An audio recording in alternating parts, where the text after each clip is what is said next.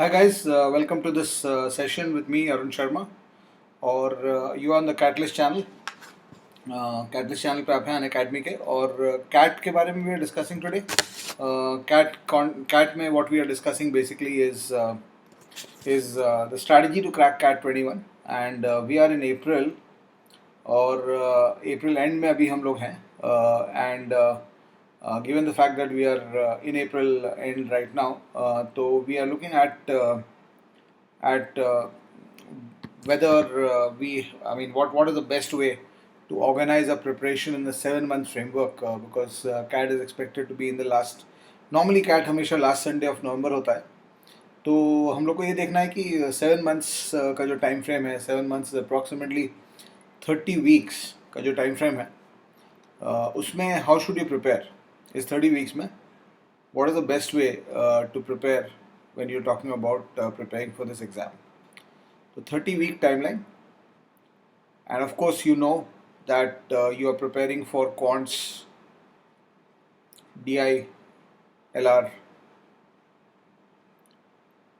and of course you're also preparing for VRC. तो इन सब चीज़ के लिए आप प्रिपेयर कर रहे हो and along with preparing for all this, you're also preparing for the all important mock test series, because ultimately one thing you need to remember कि जब आप तैयारी करते हो CAT की तो CAT preparation only fructifies if you can score well in your mock tests, and scoring well in the mock test is basically a proxy for scoring well in the actual CAT. ऐसा नहीं होता है कि you're not scoring well in the mock test and you are scoring well in the CAT. And when you're talking about scoring in the mock test, focus only on your score. Don't focus on percentile. Percentile के ज़्यादा मतलब नहीं होता है कितने लोग ने दिया नहीं दिया, वो हर इंस्टीट्यूट का और हर टेस्ट सीरीज का डिफरेंट नंबर रहता है. So don't focus on the percentile. Mock test scores पे focus करना.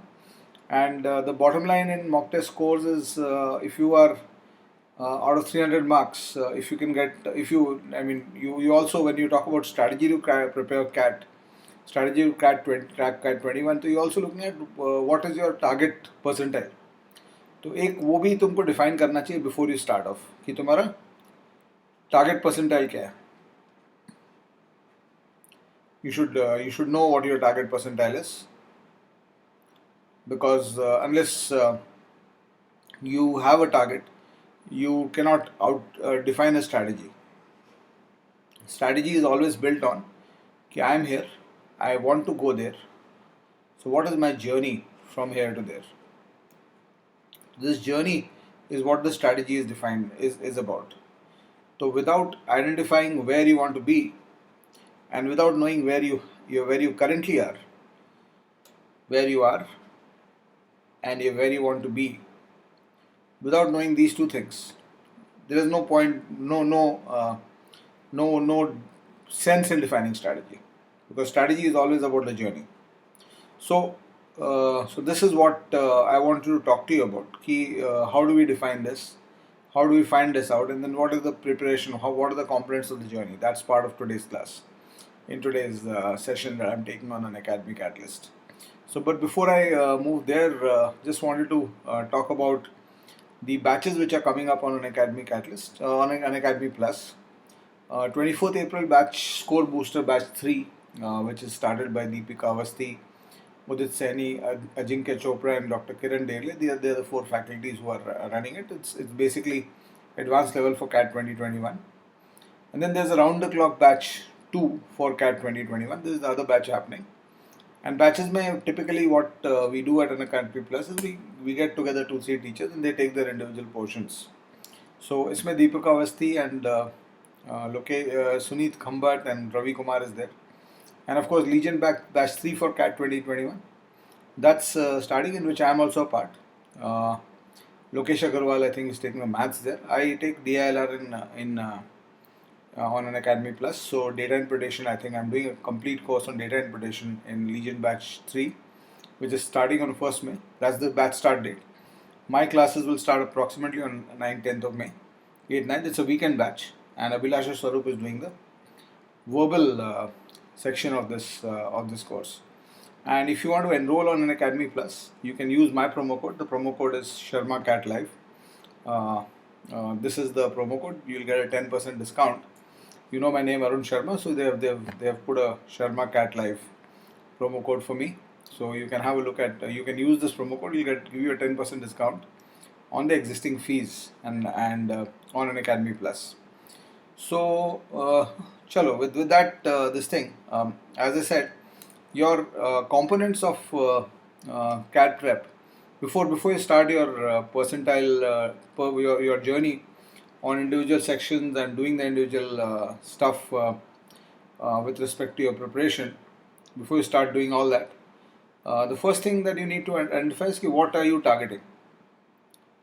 What are you targeting? So when you're targeting, and CAT 2021, we don't know whether it's going to be a 3-hour exam or a 2-hour exam. It could be either a 3-hour exam or a 2-hour exam. दोनों हो सकता है. Of course, depends on how this second wave plays out. But if it's a 3-hour exam, then a 300-mark exam. 2 months ago things were very hunky-dory. और लग रहा था कि इस साल के एंड तक we should be in the end game of COVID, but the second wave has, as you know, come pretty badly. And I hope you're taking care and you are making sure that you are staying healthy and socially distant, most importantly, and also masking up, double masking up if required. Make sure that you are socially responsible. You will not only save your life, you will save thousands of lives going forward. It's an individual responsibility of each one of us to not become part of the chain. So anyway, coming back, so it was a 300-mark exam. When you're preparing now, you have to prepare both for a 300-mark exam and a 228-mark exam. Right? Conventionally, if things go back to normal, it will be a 3-hour exam, 300 marks. But if things are not good, so because CAT has, although there's a lot of surprises in the CAT all the time, there's a stability element always in the CAT. So वो एक stable format बन गया था last 7-8 साल से, 7-8 years से, where it was a 300-mark exam, section 1 VRC, and the sections were also coming in that order only. 100 marks, section 2 DILR, actually 102 marks in VRC, section 2 DILR 96 marks, section 3 quantitative aptitude 102 marks, 34 questions here, 32 questions here, and 34 questions here. Or CAT 2020, this is the pattern till CAT 2019, and we might assume that this will be what it will be if things stabilize and we have a better end to the year than we have at this point. But as I said, you have to be ready for a 228-mark exam also, in which VRC was 78 questions, 78 marks, 26 questions. DILR was 72 marks, 24 questions, and Quants was 78 marks, 26 questions. So and the difference between the two was, this was 60 minutes time-wise. In terms of the times, this was 60 minutes, this was 60 minutes, and this was 60 minutes. Whereas यहाँ पे जो timing है वो 40 minutes, 40 minutes, 40 minutes. So you need to understand one thing with respect to this then. When we are talking about these numbers, just notice one thing. If you look at the timing, 60 minutes versus 40 minutes, the drop in timing is 1/3, section wise. And overall paper also, from a 3-hour paper to a 2-hour paper, the drop in timing is around 1/3. Now if the difficulty level of the paper remains the same, more or less, the score should drop by 1/3 only. That means whatever score got a 99 percentile, suppose 99 percentile in the 3-hour exam happened at a score of 3x, then 99 percentile in the 2-hour exam if the difficulty level is same. 99 percentile in the 2-hour exam should happen at 2x. Plain and simple. Right? It's a drop of 1/3 time, so your score should drop by 1/3 if your scoring rate is the same. Right? But if you actually look at the actual numbers were around 160 would give you the 99 percentile in the 3-hour exam out of 300.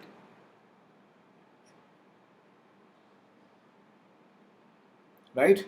But only around 101 gave you out of the 99 percentile out of 228. So you see that there's actually almost a 60 divided by 160, which is a 37-38% drop in the net score required for a 99 percentile. And this drop can be seen to be consistent across different percentile ranges. Right? So if you try to look at the 95 percentile value, 95 percentile value in the previous exams, it was 115 to 120 out of 300,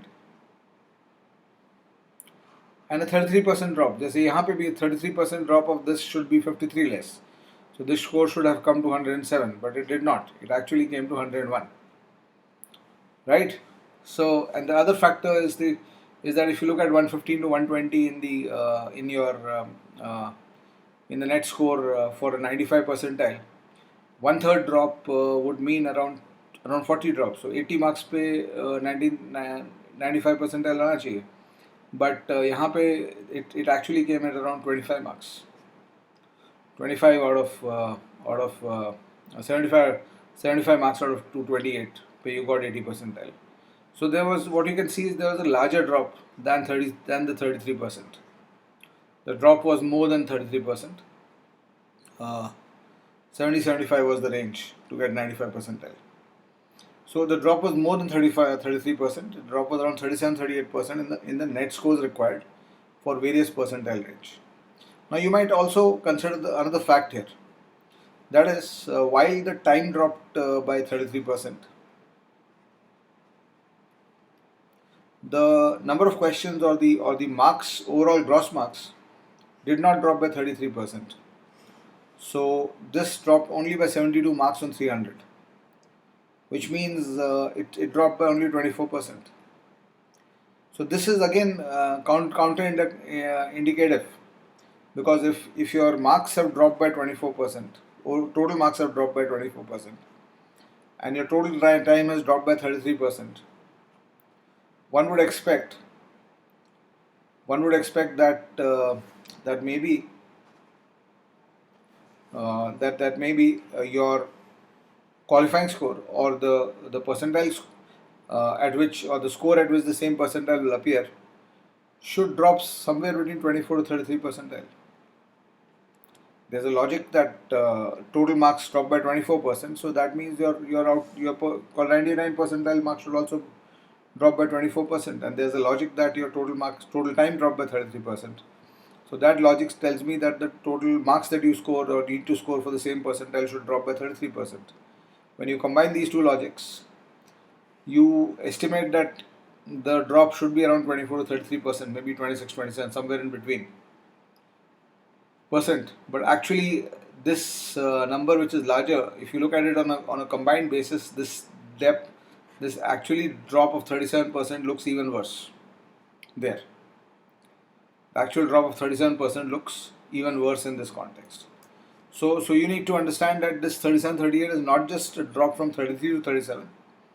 It's actually a drop from the expected 26% drop, 27% drop to 37% drop. So it's actually a large drop in the score required if it's a 2-hour exam.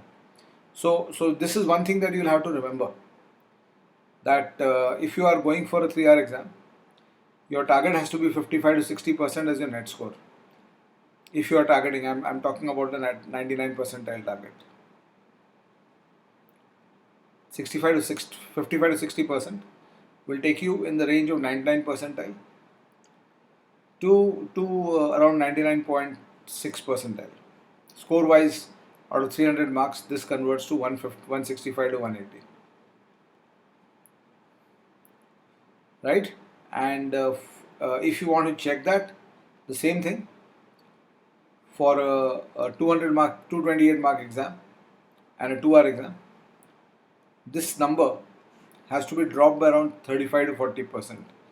So if you drop this by 40%, your upper limit, or if you drop it by 38%, your upper limit will be around 111 and your lower limit will be around 101, maybe 101, 102. This will be the 99 to 99.6 percentile range. So your targets have to be a little bit less.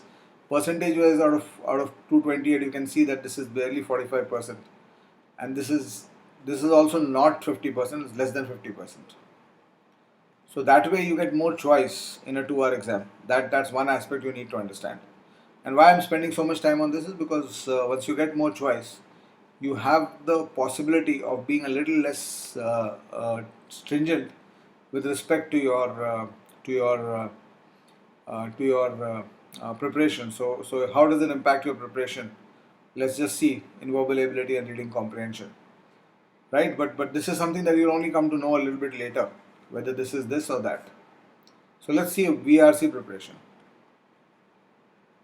right? In a 1 hour of VRC, you're supposed to score around 65 marks to get a 99 percentile.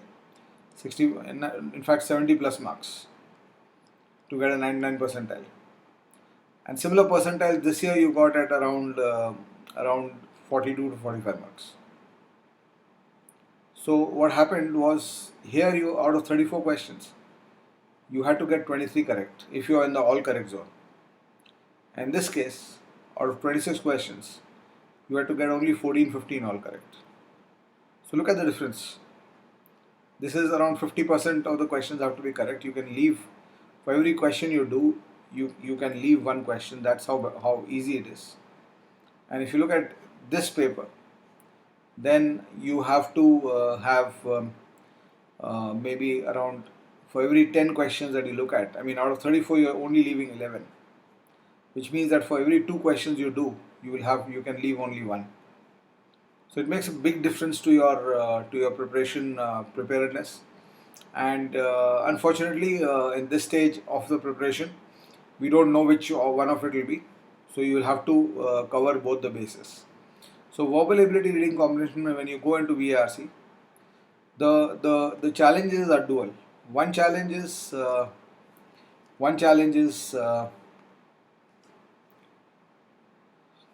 is it showing this?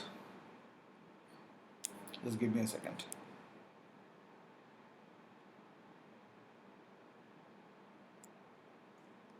Yeah,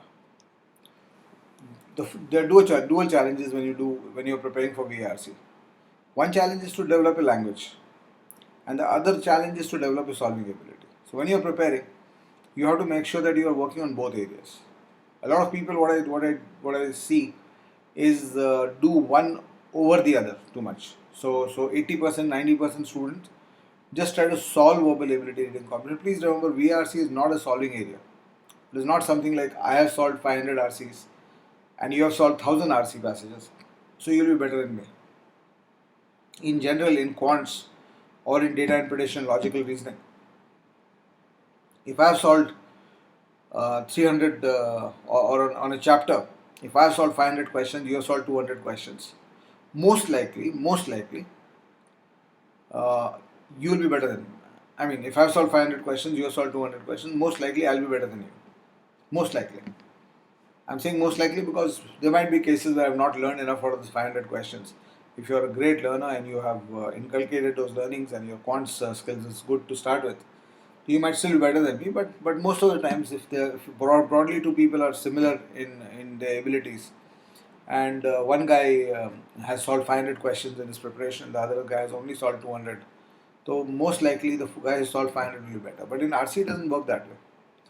There are two students, X and Y. X similar level, or let's say whatever ability we don't measure to start with, and X has solved 500 RC passages, Y has solved only 200 RC passages. Does not, I mean, it could be a 50-50 toss up, right? Y could be better than X in 50-60% cases It depends on your learning capacities. It depends on your ability to reason.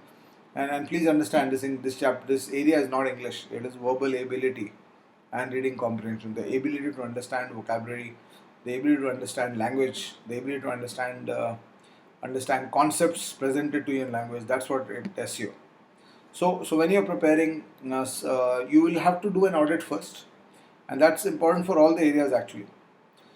So when you're preparing, you will have to do an audit first, uh, uh, uh, and the audit here is going to be the audit here is going to be, do you what is the amount of work you need to do in your language? Do you need to do a lot of work in your language, or is your language more or less good? So that will depend typically on how you've been educated through school, one, and second is how much have you been reading through school, through your school years and your college years. So if you have been extensive reader, if you have been an extensive reader and you have been reading a lot in your journey through school and college, so the develop your language challenge becomes significantly lesser. But if you have not been that, if you have not been into that too much, and you are not used to reading tough text, etc. So just by going into solving and practicing reading comprehension, you are not going to improve. Take it from me. You practice reading comprehension, you practice parajumbles, the 4 question types when you talk about verbal reading comprehension. One question type, which is the most important, obviously, because 70% of the paper is built on that. And verbal, there are 3 question types normally which are asked now in CAT: summary, odd man out, and parajumble. Summary, what they do is they give you a passage, maybe a 150 200 word paragraph or a couple of paragraphs at max, and they ask you to summarize to find the of the 4 options given. They ask you to find the one that best summarizes the idea in the passage, right? So it's more reading comprehension than reading comprehension itself, by the way. And odd man out is even worse. Odd man out, they give you 5 sentences, 4 of which belong to a paragraph, which makes sense with each other, and one of them stands out. So the odd man out it's actually a problem solving situation. And same with parajumbles, right? Parajumbles, when you look at parajumbles, 4 sentences or 5 sentences are jumbled up and down. And if you can't understand a passage straight, how will you understand a passage written upside down? So please remember that if your language ability is poor, then your first focus, the first 2-3 months, I'm assuming that you've got 7 months here, because this is a session I'm doing in mid-April, end of April. So in a 7 month period, your focus should be maybe 3 months. First 3 months, it should be 80% develop your language, 20% work on your solving ability. And when you talk about developing language, develop your vocabulary, develop your phrasal verbs, idioms, etc., and then develop your ability to understand sentences and text on various areas. So when you go into the CAT, you'll find 30, 40, 50 word sentences. If you're reading and your ability to understand is limited to 10 word, 8 word sentences, and that too simple sentences, you'll have to learn how to handle complex sentences. You have to practice that, right? So you have to put yourself against that during your preparation. The challenge yourself with high quality text, and challenge yourself to understand that, right? Even in a non practice situation. So that's going to be a major journey there, right? And then of course, then you start practicing the question types once you are good with language, and then each question type you practice, and then you see what your percentage accuracy, etc. is, and you move on. DILR is a different story. I'll do a separate session on DILR to talk about it completely. But broadly, DILR, remember one thing, that in data interpretation and logical reasoning, don't look for any theory.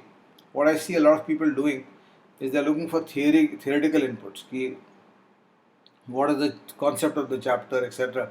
Data interpretation and logical reasoning are completely experiential subjects. You have to learn by experience. So the only way to learn by experience is put yourself on the spot, pick up questions, and in DI and LR you get sets of questions. One question giving you four sets. One question in front of you, and one set in front of you, and 4 questions, and all the 4 questions are related to the same set. So the best part of DLR is if you crack the set, you'll get all the questions done. If you don't crack the set, you don't get anything. So that's why it's a huge payoff versus a huge pressure point inside the exam. And data interpretation, logical reasoning, mein, I always talk about this. And I'll be showing this in my course also on Unacademy Plus with you. That when you start, and this is also true for your quants, which is also a solving area. And when you start solving, when you start your work at any point, your first step, is to audit how good or bad are you in that section or in that question type. So when you start auditing, or you'll realize that you are comfortable with a certain number of questions and not comfortable with others. So once you complete your audit, once you complete your audit, your first focus is to improve your efficiency in these question types which you are. And this is, I'm talking about DILR also and quants also here. You improve your efficiency in these questions, and you learn how to do these questions. And while learning how to do these questions, the best approach is to try to self-solve and get through the problem solving. It's a problem-solving situation, and the CAT will throw you in front of it. There will be problem-solving situation in the CAT.